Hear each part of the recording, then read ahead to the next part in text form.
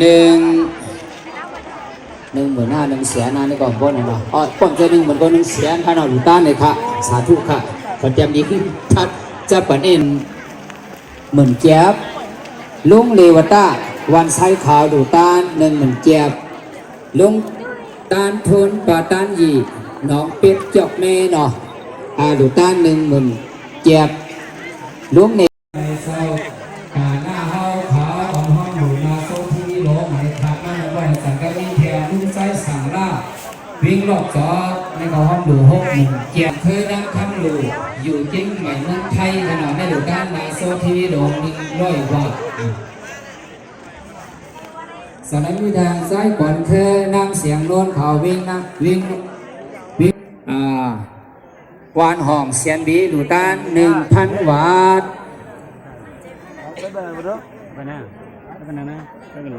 สนามวิทางนั่งล่าเขียนสุข้าวมิอาวตีเนาะในดูต้าน10,000เจียบไอทักเนาะเขาดังเฮินทัดซื้อในหน่อในดูต้าน10,000เจียบตามหลังของอันนี้หน่อยอยู่บางมนนั่นเองนั่นหน่อคุยดิ้งมันได้ยินหน่อในดูต้าน10,000เจียบในสถานะผมช่วงเราเป็นเพราะว่าเนาะเดี๋ยวได้เป็นสถานะห้องดูนาโซทีวีพวกสินค้าจุ่มมาเสื้ออยู่ดีไปเสื้อน่ะเขาก็เลยหันมาพวกห้องในว่าไหนห้างแห้งอันนั้นเสียแดงอะไรขัดมานาโซทีวีถึง2อันนั้นก็ได้แต่ได้ข้าวดัง4เขาว่าได้เป็นเงินหมอเงินไทยเสีย20,000นี่ค่ะอันนั้นเองก็ลูกสีเขาในห้างแห้งมาเสียแดงก็ในปองขาวทิ้งแม้พอมีพี่น้องของห้องดูเขาเป็นตาขาดนี่ค่ะและโดยเสียเขาจะมาลองอยู่ด้านนาโซทีวีในว่าไหนอันพวกสินค้าจุ่มเขาไว้สิเราทำให้เก็บ3 ปี 3 เดือน 3 วันไม่อยากว่าถึงในเมืองพงในว่าไหนตามลูกดีพระบุคคลหลวงเมืองเขาตีจองตีวัดในว่าไหนตัวถึงดีถ้าเรื่องน่ะมันตั้งสื่อไว้เสียงนอนไม่ไปกลุ่มนี้พอมีปากไว้เหมือนเส้นหนังปากไว้วัดเปิดได้มากกระดิกจ้องเห็นมากเลยคุณ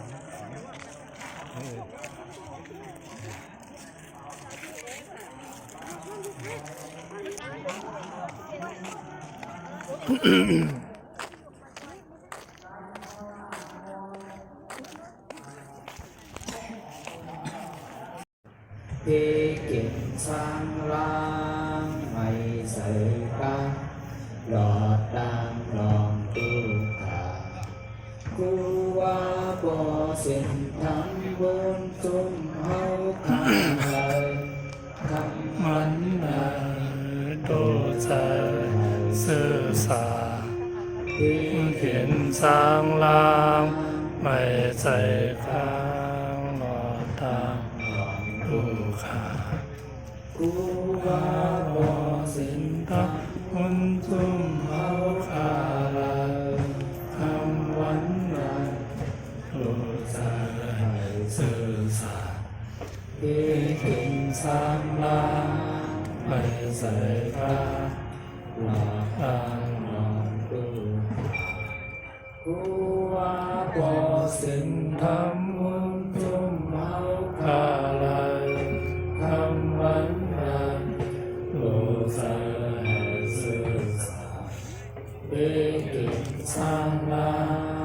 ไม่ใส่ข้าหลอกตามลองดูกูว่าบ่เส้นทางคนจุ่มเฮาขาลาคำวันนั้นรู้ใจ sang lang mày giờ pha lọ tam lòng u khả u hoa bò dính tham quân dung áo khả là ham vấn tổ sa hài sư sa đi kinh sang lang mày giờ pha lọ tam lòng u khả sa thu sa thu sa thu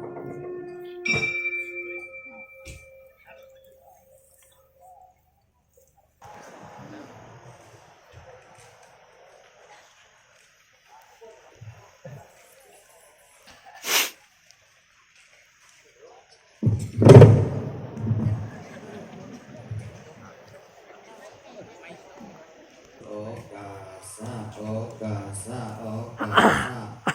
ตอนนำสั่งให้เอาค่ะอันเป็นบริษัทตั้งหลายยิ่งใจจริงนายทั้งหมดทั้งสิ่ง3,700,000ได้มาเข้าผมอันเป็นปังป้อยวันเกิดเอาวันขึ้นปีไหนผมเลยที่สามสัตว์คนตั้งสิ่งตั้งโดนพระตาอะระวะโตอะระหะโตสัมมาสัมพุทธัสสะนะโมตัสสะภะคะวะโตอะระหะโตสัมมาสัมพุทธัสสะนะโมตัสสะภะคะวะโตอะระหะโตสัมมาสัมพุทธัสสะอาหันวะภาวันตานี้ก็น้อมไว้พระจะเป็นเจ้าปานั้นอะระหังเป็นหันตังตัสสะปัจเจกยังกิเลสายิงไปหาปาตัสสะสิงโนสัมมาสัมพุทโธจะเป็นยังไงสติตั้งเป็นไปหลังพุทธคำโนวิจารเป็นไม่เป็นวันเดียววันหลงวันหนูวันหางวันชะตาเมืองเนี่ยปีศาสนาคำปรมาคำราบิจาคาเสียงแต่เย้าสองเลี้ยงห้าป่าปลาย66ว่าเขามาในหองต้อง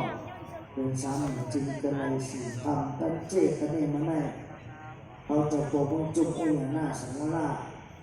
ความกระเดิดลูกน้องกระเปตาปันกันเจอเจ้าสาวปีเจ้าสาวน้องปุจเจ้าปูบาอันกันมาไว้พารามาอย่างนั่งจับปล่อยวันเกิดมันเหมือนวันเกิดเขาว่าโบงจุกถึงวันที่ห้าในปุกมือฉะนั้นยามเดี๋ยวนี้คือมันธรรมะเมตตาธรรมะโอวาตาตลาปตตนิยมอันตาเตพระแม่โดยยอดถามตามเจอสูตั้งเสียงเจ็บที่เจ็บนายเจ็บนี้เจ็บใจเจ็บปากเจ็บหนาแบบก็หลง3,700,000กูวันกูมึงไม่เชียงจู่สูจงเจอจงสูใจดีที่กว่าเขาจงอยู่ดีมาสร้างสามารถจงสูใจดีจงเจอจงซื้อเจอเขาก็ซื้อเจอเขาก็จดเจอยกได้มันมีในตัวในคิงในตัวในใจว่าในความเป็นอันกัดอันยันกว่าเหมือนเป็นพระเป็นเจ้าว่ากายวิเวกะจิตตวิเวกะกิเลสาวิเวกะวิเวกะนั้นมันบอกว่ากัดเย็นตัวโกกัดเย็นใจโกกัดเย็นกิเลสากัดเย็นคนกิเลสาล้อป้าตัวสาล้อหาเอากัดเย็นกับกัดเย็นนี่เข้าไปในกัดเย็นใจเราเป็นเราพ้นสิ่งที่เสียเขาจะบอกจุดบอกเนื้อเลือดมันเหมือนกับยาเท้ายาวเพื่อนบอกเสียงของบอกให้ออกกับมีความมากเหมือนที่การนำมาที่เป็นใจพอเวลาเป็นต้องการทำเป็นเหมือนตั้งขายตั้งชื่อมาในกระดูกวิจิตรสาราเป็นตะเกียบตามเจอเป็นสีหน้าฟ้าจงพูดธรรมะสามีของกูก็เป็นจงกูมองลงเข้าตานั่งมาสุนทรีเป็นศักดิ์ศรีเนี่ยมันเกาคายกำมันจี้นั่งดินเมืองโรมันนี่ก็ได้มานั่งนั่งมาสุนทรีเนี่ยก็ออก ออกมานะพูดออกดีมานะมันนั่งคบเขาเราแรงเสียนะมาหอดคนหัวค่ำมาหอดคนหัวเสียเย็นเป็นแก่น้ำหลงมาหลุดทงผีสมิมันเนี่ยไปเป็นหมดผีช้างมันยังไปหมดว่ะคนผีคนช้างน่าจะนั่นก็โกคุณมันโกผีสมิมันไปหมดก็จากพระราชเจ้าป้าเดียวก็อธิษฐานบารมีเอาตาหน้าบารมีเมื่อเดียวก็นั่งมาทมหลุดเขาไตเป็นเงือกเป็นแมงมาคบกินเสียหมดการเนี่ยมาหลวงปู่คำลาเป็นเจ้าประจำปัทมา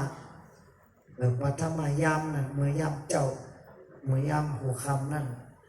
ในก็ได้หุบไรยานได้หุบไรอุเปนิวาสานุสติยาน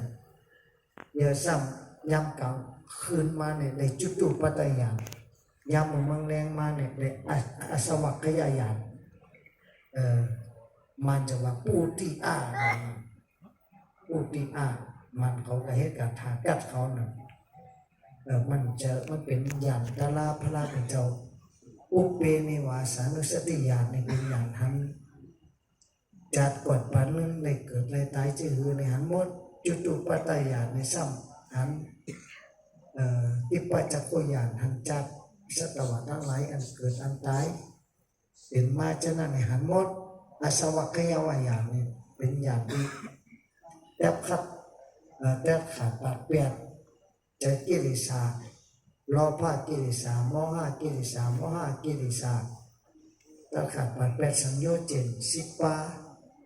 สักยะทิฏฐิวิจิกิจฉาศีลปัตตมัตตะตั้งสิ่งเรียกก็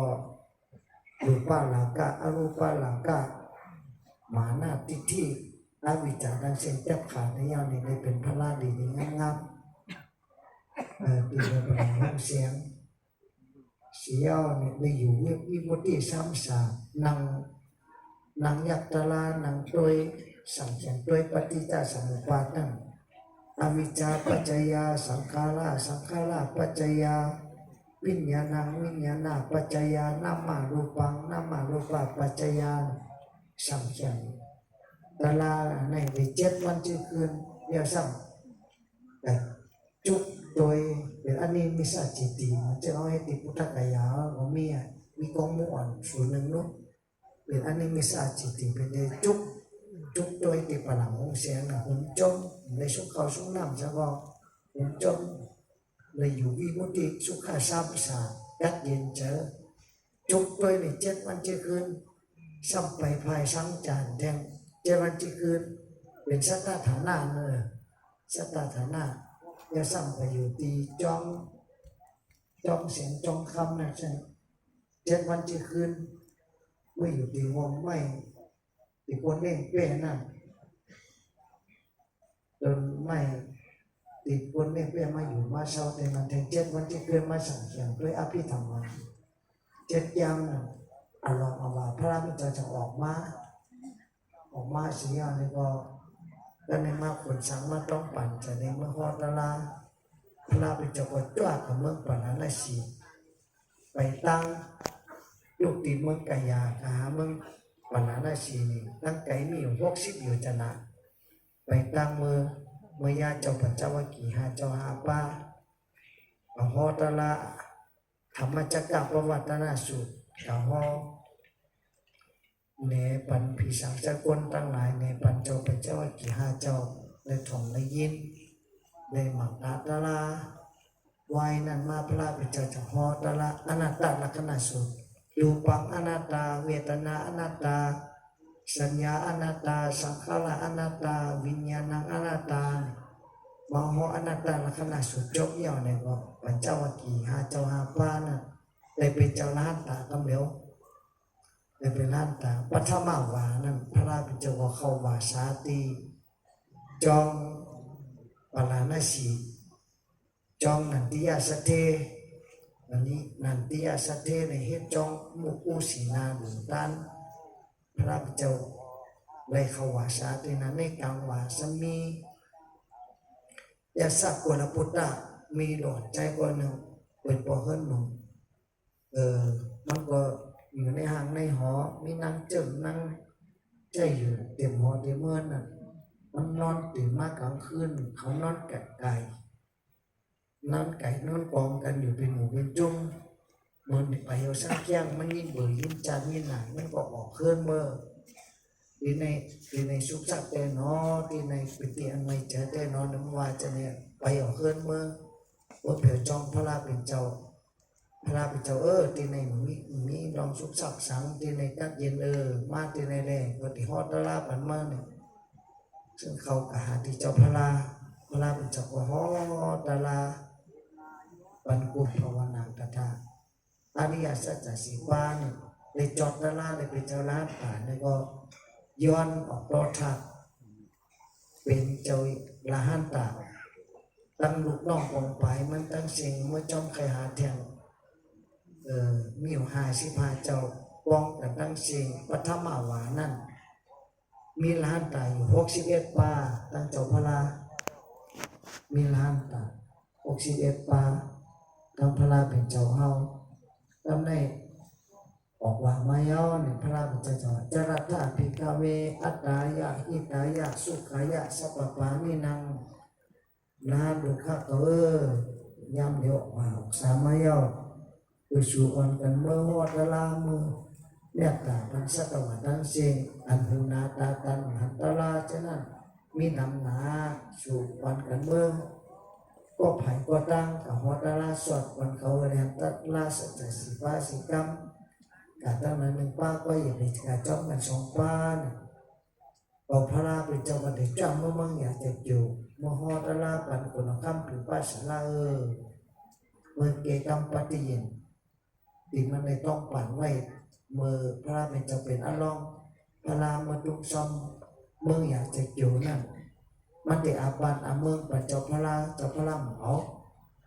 พระราเป็นเจ้าตอมเอาปฏิหารตลาสัจจะว่าซ้ำมีกรรมปฏิยินต่อกันว่าเพราะว่าเจ้าห้องในเป็นเจ้าพระราเนี่ยก็แค่ต่อมาสอดเขาคาอันตั้งมาฮอตลาปันเอาคาสีกรรมปฏิยินมีไว้พระราเป็นเจ้าฮอตลาปันคนเอาคำปิดป้าสาราเมืองอยากจะอยู่ที่นั่นแล้วก็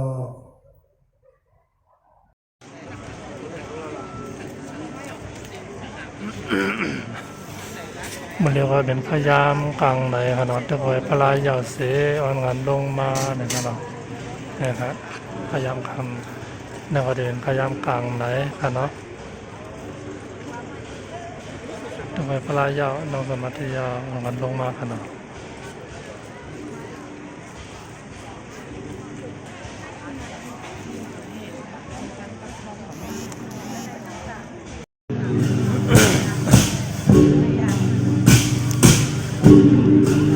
อันนี้ก็เรียกว่าด่างซ้อมได้ส่วนบอกกันแล้วกันเนาะเรียกว่าด่างซ้อมได้ส่วนบอกกัน